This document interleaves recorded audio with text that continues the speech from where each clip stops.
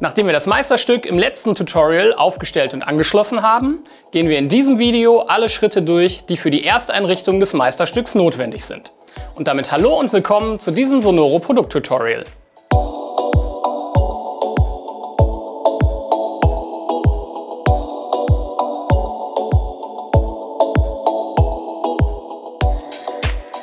Als erstes stelle ich den Hauptschalter in die Position On. Danach kurz warten, bis das Display in die Standby-Anzeige wechselt. Die Uhrzeit wird jetzt noch nicht angezeigt. Mit Druck auf die Standby-Taste unten links beginnt der Einrichtungsassistent. Dieser führt Schritt für Schritt durch die weiteren nötigen Einstellungen.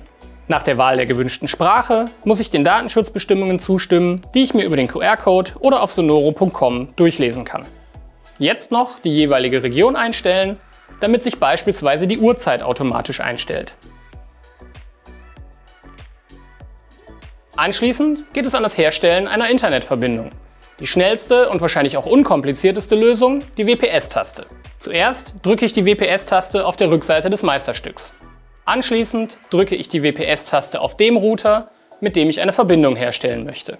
Diese wird automatisch hergestellt. Alternativ kann ich mein WLAN-Passwort direkt über das Menü eingeben.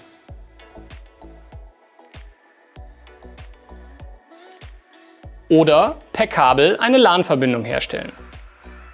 Um Google Chromecast nutzen zu können, habe ich jetzt die Gelegenheit, den separaten Assistenten zu durchlaufen. Ansonsten lässt sich diese Funktion auch später über die Einstellungen aktivieren. Und damit sind wir auch schon fertig. Das Meisterstück ist fertig eingerichtet und bereit für beeindruckende Klangerlebnisse.